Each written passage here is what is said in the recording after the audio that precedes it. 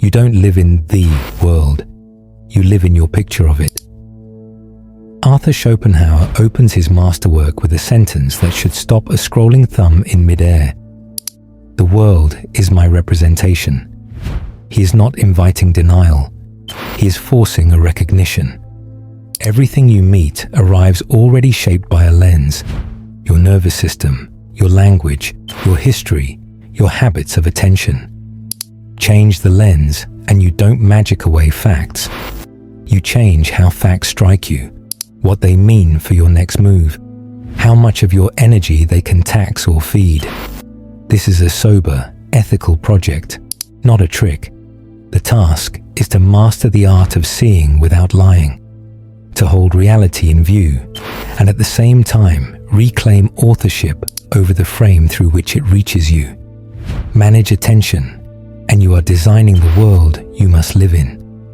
Schopenhauer's first sentence, Die Welt ist meine Vorstellung, sounds like arrogance until you read it as architecture. He takes Kant's hard gift and makes it blunt. There is no object without a subject.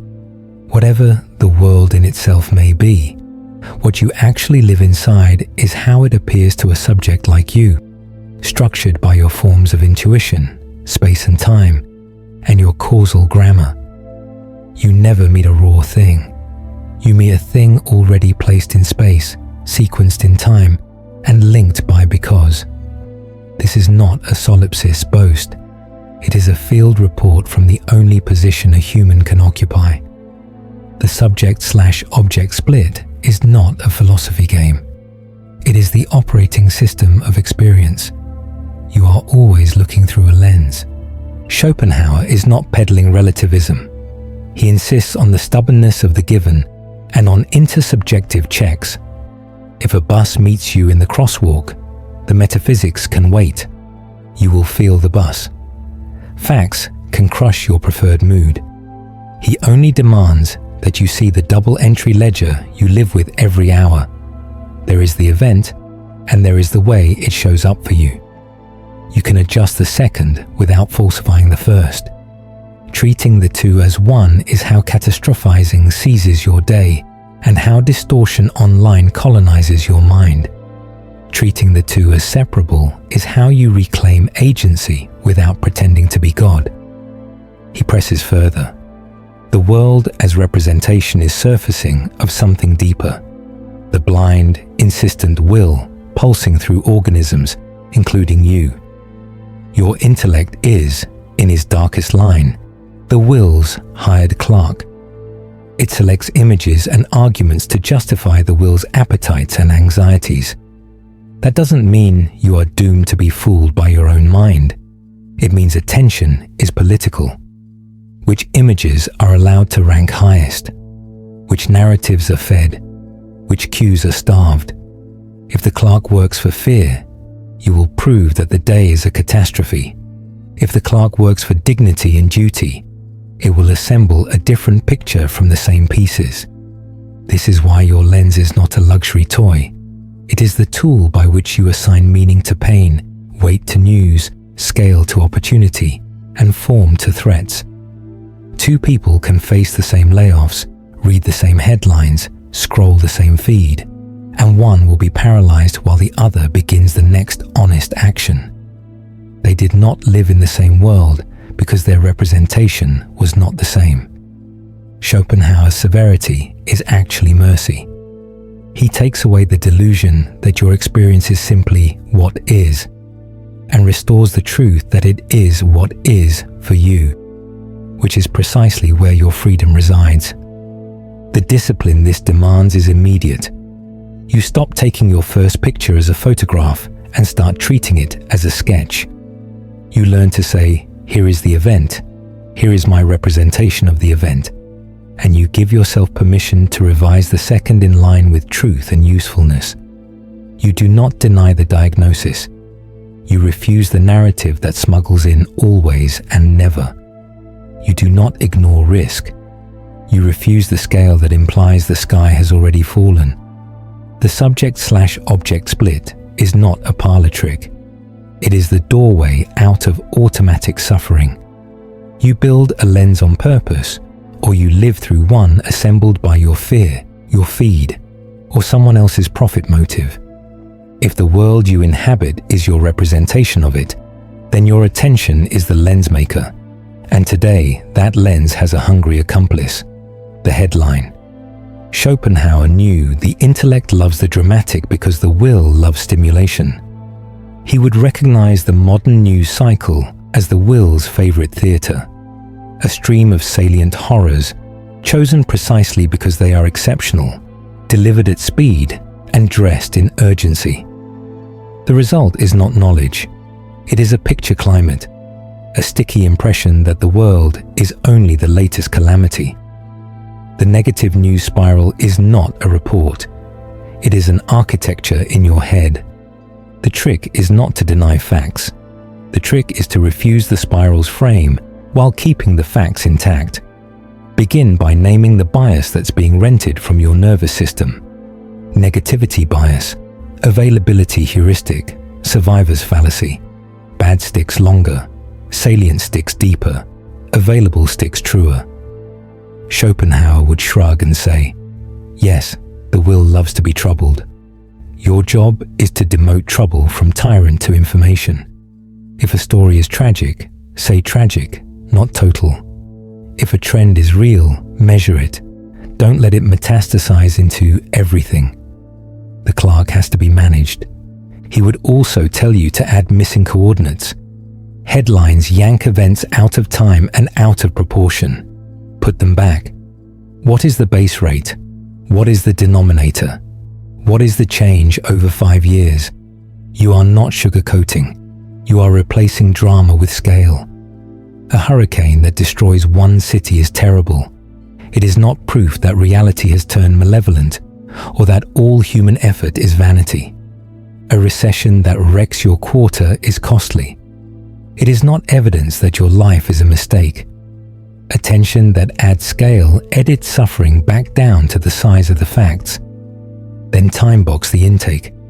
A clerk cannot file papers while a siren screams. Choose windows for exposure and then shut the door.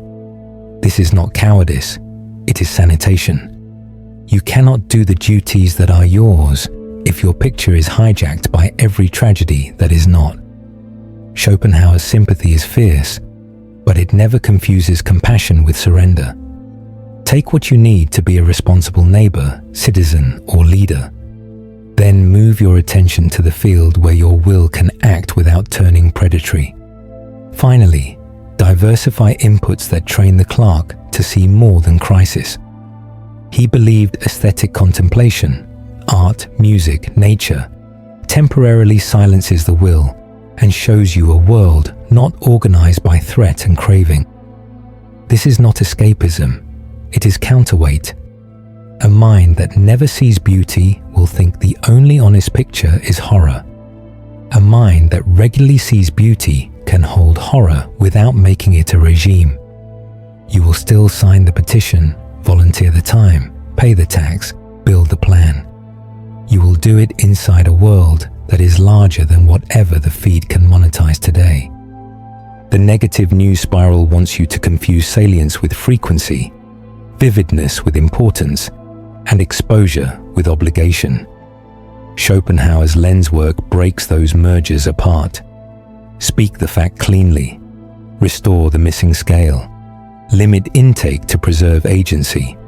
Feed the picture with something other than alarm. You have not lied to yourself. You have reclaimed your right to decide which picture the day must be lived inside. Schopenhauer would look at social media and call it a hall of mirrors, where representations breed more representations until you forget there was ever a thing behind them. You are not seeing the world. You are seeing edited pictures of other people's pictures of themselves. The will, hungry for status, vibrates. The clerk, your intellect, begins work. Assemble reasons for resentment, drafts of self-contempt, strategies for accelerating toward a ghost. Comparison inflames the will. The will orders the clerk to procure more fuel. The feed obliges. His diagnosis cuts deeper. What you are envying is not a life. It is an image unconcerned with its cost and indifferent to its context. You see the holiday, not the debt, the body, not the compulsion, the launch, not the nights, the public zeal, not the private doubt. You hate your picture because you are comparing your backstage to someone else's staged front. Schopenhauer will not flatter you with, "Just ignore it." He asks you to own the mechanism. The world you are suffering is your representation of their representation. Change the lens or keep bleeding for another man's mood board. You change the lens by acknowledging the will in both pictures. In his metaphysics, a common, unchosen striving underlies every organism. The glamorous avatar you envy and the tired face in your bathroom share an engine that wants and wants.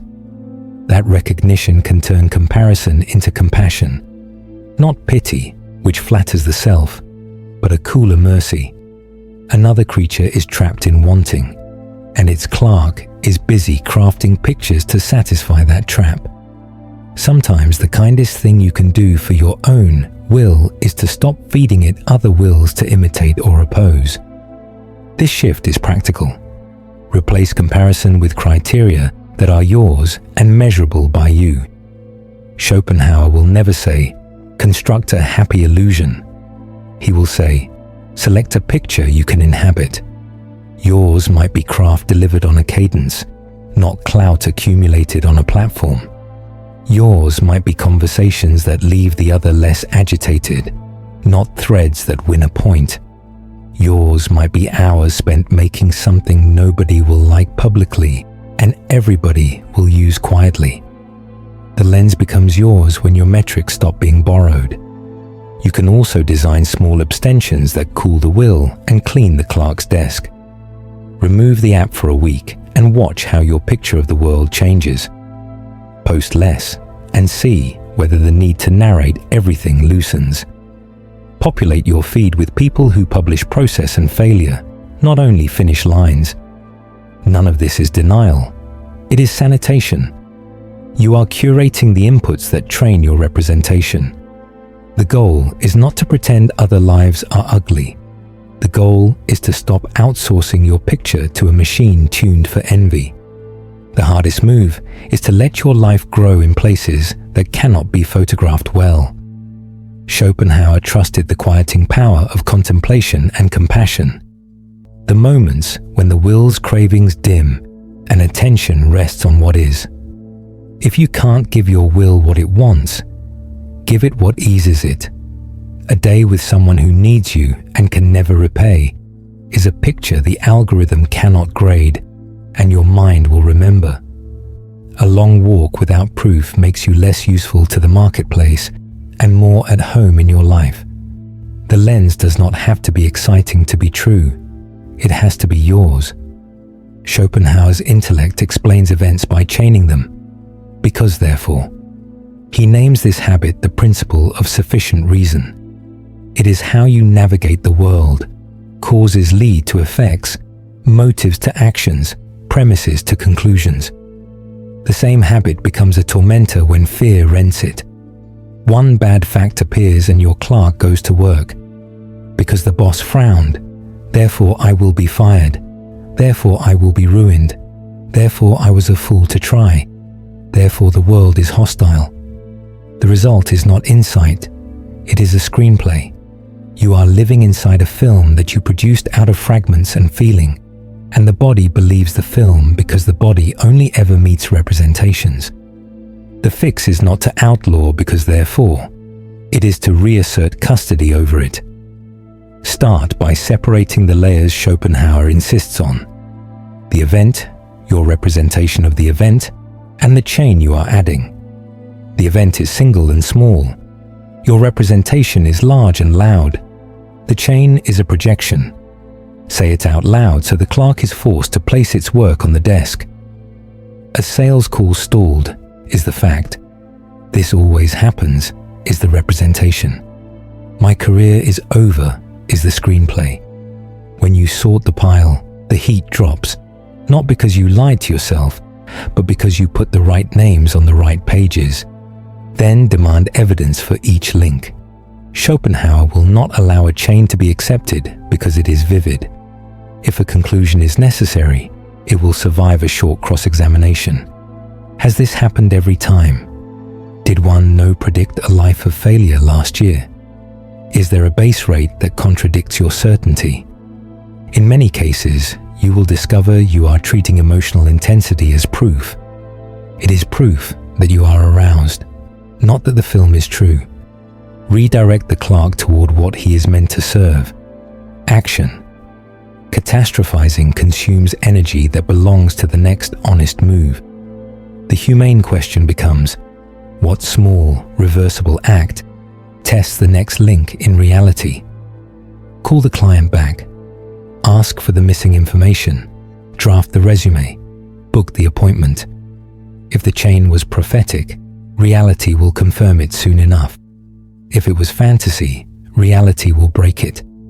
Either outcome is preferable to dwelling in a picture designed by dread. A Schopenhauerian warning is needed here. Don't romanticize harm by rebranding it as growth. Some risks are not tests. They are cliffs. Some systems are not merely misperceived. They are predatory. The will that drives you also drives institutions and strangers, and it can be ruthless. Ethics and safety matter.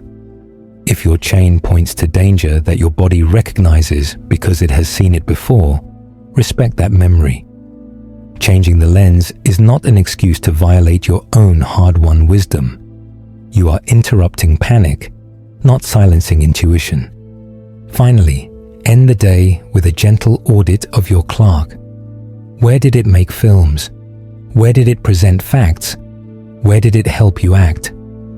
Schopenhauer, ever the pessimist about the will's dominance, still recommends practices that reduce needless suffering. Exact speech, limited inference, and a preference for the smallest necessary picture that can support the next decent act. Catastrophizing is a misuse of a noble tool. Return that tool to its purpose, and your picture will stop terrifying you into stillness. Schopenhauer's harshest insight is that the will never stops wanting, and therefore suffering is woven into ordinary days.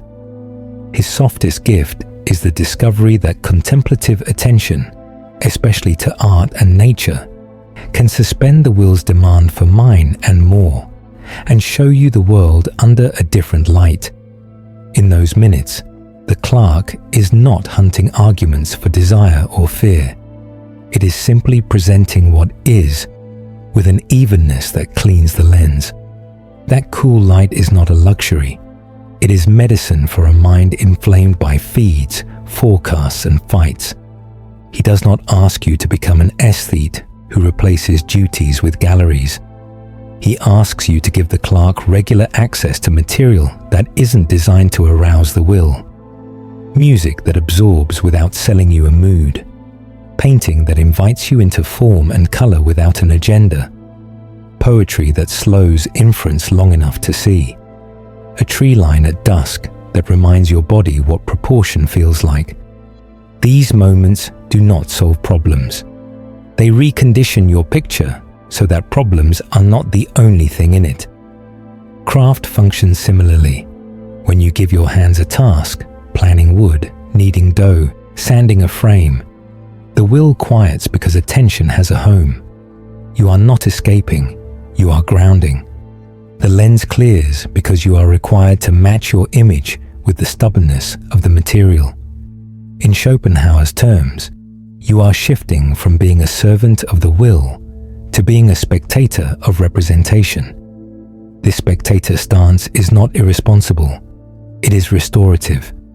After an hour of right seeing, the world you return to is less likely to be narrated by panic. Nature stands as the democratic cathedral in his scheme. It is available to the poor and the busy, not only to the cultivated. A walk without headphones is not a virtue signal. It is a lens reset. At scale, cities, markets, and timelines shrink back to their rightful size. This is not denial of urban complexity. It is refusal to let the loudest picture be the only one.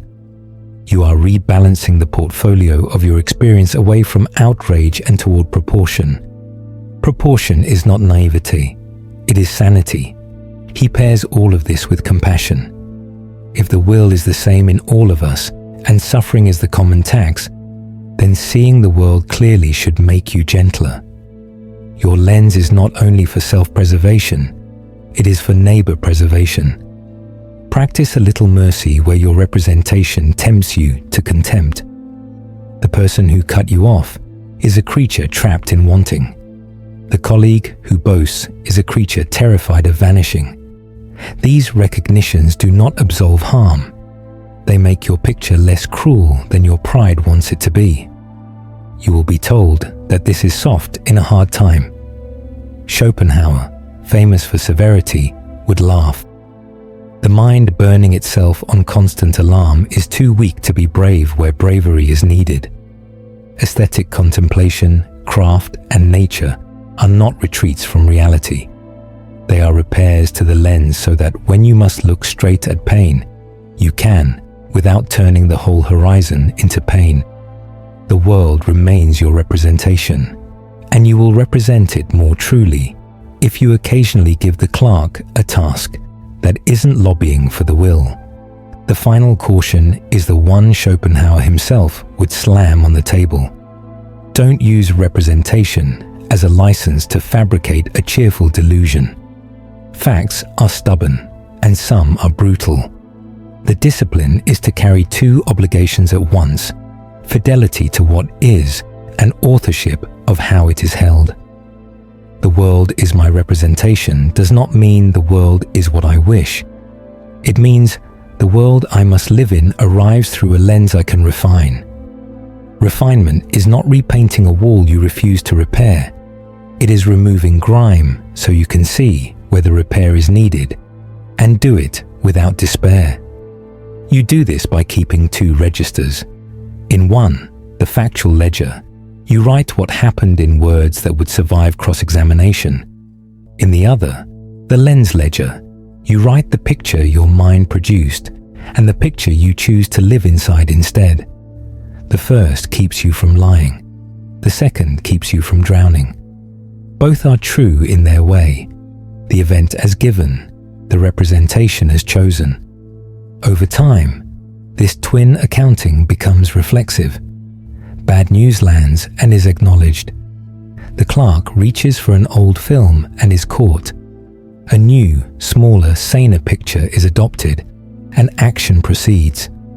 Ethics and safety remain non-negotiable. If the lens you are crafting asks someone else to carry the cost of your comfort, it is not a lens, it is a scheme. If the picture you prefer endangers a body, yours or another's, you are not refining perspective. You are fleeing duty. Schopenhauer's compassion should steer you here. Representations that make you colder are suspect. Representations that make you more precise and more humane are probably in the right neighborhood. A small oath helps.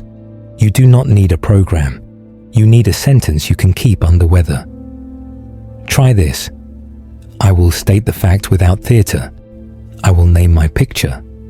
I will choose the smallest true picture that lets me do the next right thing. That oath keeps you from denial and from doom. It keeps you from turning every difficulty into a worldview and every mood into a doctrine. It puts the clerk back in its place, a servant to dignity, not a propagandist for panic. Practice it where it matters and where it seems trivial. The bill you can't pay yet, the message that stung, the ache in the knee, the headline you can't stop revisiting. Give each its ledger line, adjust the lens, and move one honest step. If your mind returns to the film, repeat the oath. If your compassion thins, go outside.